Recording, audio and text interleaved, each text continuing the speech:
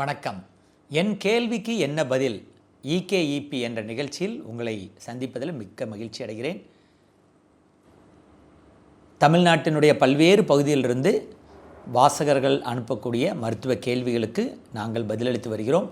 அந்த வகையில் இன்று நாகப்பட்டினத்திலிருந்து 37 வயதாகும் திரு மகேஷ்குமார் என்ன நம்மிடம் கேட்டிருக்கிறார் என்றால், இந்த சோசியல் மீடியாவில், அதாவது சமூக வலைத்தளங்களில் இந்த புரதச்சத்து புரோட்டீனை பற்றி நிறைய விவாதிக்கப்படுகிறது. இந்த புரதச்சத்து எந்த வகையிலே நம்மளுடைய உடலுக்கு உதவுகிறது, புரதச்சத்திற்கும் சர்க்கரை நோய் கட்டுப்பாட்டில் வைப்பதற்கும் ஏதாவது சம்பந்தம் உள்ளதா என்பதையெல்லாம் அவர் விளக்கமாக கேட்டிருக்கிறார். அதை பற்றி நாம் இன்று பார்ப்போம். புரதச்சத்து புரோட்டீன் ரொம்ப மிக முக்கியமான இன்றியமையாத சத்து. உங்களுக்கு உணவில் 3 விதமான சத்துக்கள் உள்ளன என்பது தெரியும். ஒன்று கார்போஹைட்ரேட் எனப்படக்கூடிய மாவு சத்து, 2வது புரதச்சத்து, 3வது கொழுப்பு சத்து. ஸோ இப்போ நம்மளுக்கு என்னென்னா, இதில் 2 பேர் வில்லன்களாக தெரிகிறாங்க, சரியா? ஒன்று கார்போஹைட்ரேட். பெருகி வரும் சர்க்கரை நோயை கருத்தில் கொண்டு இந்த கார்போஹைட்ரேட் மாவு சத்து எனப்படக்கூடிய சர்க்கரை சத்தை பார்த்தாவே நிறைய பேர் பயப்படுறாங்க. இன்னொன்று ஹார்ட் அட்டாக் அப்படிங்கிற பேரில் கொழுப்பு சத்தை கொண்டு பயப்படுறாங்க. புரதச்சத்து இயல்பாக நல்லது அப்படிங்கிறது எல்லாருக்குமே தெரிந்த உண்மை. திரும்பவும் அதிக புரதச்சத்து எடுத்துக்கொண்டால் சிறுநீரகம் செயலிழக்குமா அப்படிங்கிறதும் ஒரு பெரிய விவாத பொருளாக இருக்கிறது. அதை பற்றி நாம் அடுத்த செஷனில் பார்ப்போம். சரி, இப்போ இந்த புரதச்சத்து அப்படின்னா என்ன அப்படின்னு பார்த்திங்கன்னா, இந்த புரதச்சத்து அப்படிங்கிறது ஒரு இன்றியமையாத சத்து. ஒன்று, அந்த புரதம் எதுக்கு தேவைப்படுது புரோட்டீன் அப்படின்னா, நம்ம உடம்புல இருக்கிற மில்லியன் கணக்கான ஒவ்வொரு செல்களினுடைய வால்கள், சுவர்களும் இந்த புரதத்தினால தான் ஆனது. சுருக்கமாக சொல்லப்போனால் இதை தான் பில்டிங் பிளாக்ஸ்ன்னு சொல்லுவோம், சரியா? நம்ம எப்படி ஒரு உடலை நம்ம நம்மளுடைய கட்டடத்தை செங்கல் வச்சு நம்ம கட்டுற மாதிரி ஒவ்வொரு செல்களினுடைய அந்த சுவர்களுக்கும் இந்த புரதச்சத்து மிகுந்த அவசியமாக தேவைப்படுகிறது. அது மட்டும் இல்லாமல், அந்த ஒரு செல்கள் பாதிப்படைஞ்சதுன்னா, ஒரு ஆக்சிடெண்ட் நடக்குது அல்லது ஒரு பெரிய மேஜர் இல்னஸ், பெரிய வியாதியிலிருந்து நம்ம ரெக்கவர் ஆகி வரும்போதெல்லாம் அந்த நம்ம உடம்புல அந்த செல்கள் ரிப்பேர் ஆகும்போது இந்த புரதச்சத்து நம்மளுக்கு தேவைப்படுது. அது மட்டும் இல்லாமல் நிறைய ஹார்மோன், நம்ம உடம்புல இருக்கிற இன்சுலின்கிற ஹார்மோன், செக்ஸ் ஹார்மோன், இனப்பெருக்க உறுப்பு ஹார்மோன், தைராய்டு, அட்ரினலின், இப்படி எல்லா ஹார்மோன்களும் பார்த்திங்கன்னா அது புரதத்தினால் ஆனது. நம் நோய் எதிர்ப்பு சக்தி என்று சொல்லக்கூடிய இம்யூனோகுளோபுலின், அதுவும் புரதத்தினால் ஆனது. இப்படி, அதாவது அது மட்டும் இல்லாமல் நம்மளுடைய சதை, மசில் ஹெல்த்துக்கு ரொம்ப இம்பார்ட்டன்ட். போனில் அந்த கொலாஜன் மேட்ரிக்ஸ்ன்னு சொல்லுவாங்க, அந்த எலும்பில் 3ல் 1 பகுதி இந்த புரதத்தினால தான் ஆனது. இப்படி புரதத்தினுடைய நன்மைகளை நம்ம சொல்லிக்கொண்டே போகலாம். ஸோ இந்த புரத குறைவு ஏற்படுறதுனால நிறைய பிரச்சனைகள் நமக்கு ஏற்படுது. பொதுவாக ஒரு ஆராய்ச்சியில் என்ன கண்டுபிடிச்சிருக்காங்கன்னா, மேலை நாடுகளை கம்பேர் பண்ணும்போது இந்தியர்கள் புரதச்சத்து மிக குறைவாக எடுத்துக்கொள்கிறார்கள். ஏன்னா நம்மளுடைய உணவில் பெரும்பாலான பகுதி பார்த்திங்கன்னா அரிசி தான் இருக்குது. அந்த அரிசியில் பார்த்திங்கன்னா நிறைய மாவுச்சத்து தான் இருக்குது. நம்ம காலையில் இட்லி தோசை எடுக்கிறோம், அப்புறம் மதியானம் சாப்பாடு, ஈவினிங் பார்த்திங்கன்னா டிஃபன். இப்போ தான் கொஞ்ச காலமாக எனக்கு தெரிஞ்சு நிறைய விழிப்புணர்வு வந்திருக்கு. முதல்லாம் பார்த்திங்கன்னா வாரத்தில் 1 நாள் நான்வெஜ் எடுப்போம். அந்த நான்வெஜ்ஜில் நிறைய ப்ரோட்டீன் இருக்குது. ஆனால் இப்போ சமீப காலமாக எனக்கு தெரிஞ்சு நகர்ப்புறங்களில் நிறைய வாரத்தில் 2 தடவை 3 தடவைலாம் இப்போ நான்வெஜ் எடுக்கிற பழக்கம் அதிகரிச்சுட்டு வருது. அது உண்மையிலே நல்லது தான் ஒரு வகையில். ஸோ ஏன்னா புரதச்சத்தை அள்ளி தருவதில் நான் வெஜிடேரியன் அசைவ உணவுகள் மிகப்பெரிய பங்கு வகிக்கிறது. சரி, இப்படி இந்த புரதச்சத்து பார்த்திங்கன்னா, நான் சொன்னேன் இவ்வளவு நன்மைகள் இருக்குது புரதச்சத்தில். இந்த புரதச்சத்து இந்தியர்கள் ரொம்ப குறைவாக எடுக்கிறாங்க. சரி, ஒரு நாளைக்கு எவ்வளவு புரதச்சத்து தேவைப்படும் அப்படின்னு பார்த்திங்கன்னா, ஒரு ஆளுக்கு பார்த்திங்கன்னா 1 கிலோவுக்கு 1 கிராம், ரஃபாக 0.8 கிராம் டு 1.2 சொல்லுவாங்க, 1 கிராம்னு வச்சுக்கலாம். இப்போ நான் 70 கிலோ இருக்கிறேன் அப்படின்னா 70 கிராம் புரதம் எனக்கு டெய்லியுமே தேவைப்படுது, சரிங்களா? இதில் என்னென்னு பார்த்திங்கன்னா, சில உணவு வகைகள்லாம் பார்த்திங்கன்னா ஒரு 100 கிராம் சாப்பிட்டாவே உங்களுடைய பாதி புரோட்டீன், 25லேருந்து 30 புரோட்டீன் உங்களுக்கு கிடச்சிரும். அது என்னென்ன உணவு வகைகள்னு பார்ப்போம். ஆனால் பொதுவாக என்னென்னு பார்த்திங்கன்னா, நம்ம இந்தியர்கள் புரதச்சத்தை மிக குறைவாக எடுத்துக்கொள்வதனால தான் நிறைய பேருக்கு பார்த்திங்கன்னா சில உடல் வலி, ஈஸியாக நோய் எதிர்ப்பு சக்தி குறையிறது, ஆஸ்டியோபோரோசிஸ், உடனே பார்த்திங்கன்னா எலும்பு தேய்மானங்கள்லாம் அடிக்கடி வர்றது இந்தியர்களுக்கு காரணம். ஒன் ஆஃப் த காரணம் புரதச்சத்து தான், அதில் மாற்றுக்கிறது இல்லை. சரி, நான் சொன்னேன் ஒரு நாளைக்கு 1 கிராம் கணக்கு போட்டிங்கன்னா 60 கிராம்லேருந்து 70 கிராம் புரதத்தை நம்ம எடுத்துக்கலாம், சரிங்களா? சரி, இந்த புரதச்சத்து எந்த உணவு வகையில் அதிகம் கிடைக்குது அப்படின்னு பார்த்திங்கன்னா, நம்மளுக்கு அசைவ உணவு, சைவ உணவுன்னு பிரிச்சிடலாம்.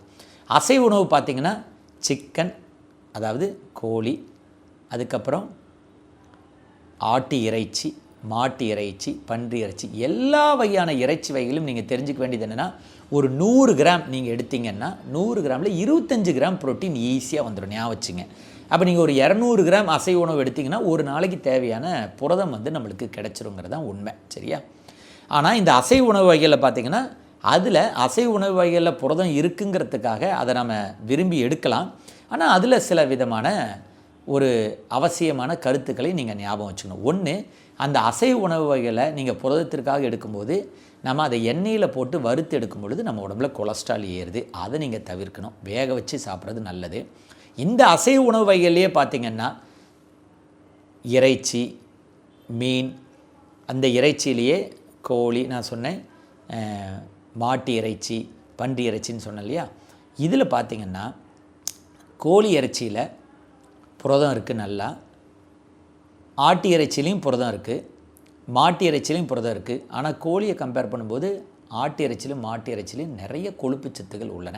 அதனால தான் நிறைய கொழுப்பு, ஏற்கனவே கொலஸ்ட்ரால் அதிகம் இருக்கிறவங்க, ஏற்கனவே இருதய வியாதி உள்ளவங்களுக்கு, உடம்பு ரொம்ப ஒபிஸாக இருக்கிறவங்களுக்கு, பருமனாக இருக்கிறவங்களுக்கு நாங்கள் ஏன் மாட்டு இறைச்சி, ஆட்டு இறைச்சி அவாய்ட் பண்ண சொல்கிறது என்ன காரணம்னா, புரதம் நிறையா இருந்தாலும் கூட கொழுப்பு நிறையா வர்றதுனால உங்களுக்கு வெயிட் அதிகமாகிறதுக்கு வாய்ப்பு இருக்குது.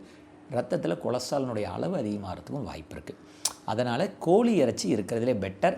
கோழி இறைச்சியில் அது தோலில் தான் நிறைய கொழுப்பு இருக்கிறதுனால தோல் நீக்கப்பட்ட அந்த கோழி இறைச்சியை குழம்பு வகையில் நீங்கள் குழம்பாக நீங்கள் சாப்பிடும் பொழுது, கிரேவியாக சாப்பிடும் பொழுது உங்களுக்கு பல வகையில் அது பயனுள்ளதாக இருக்கும்.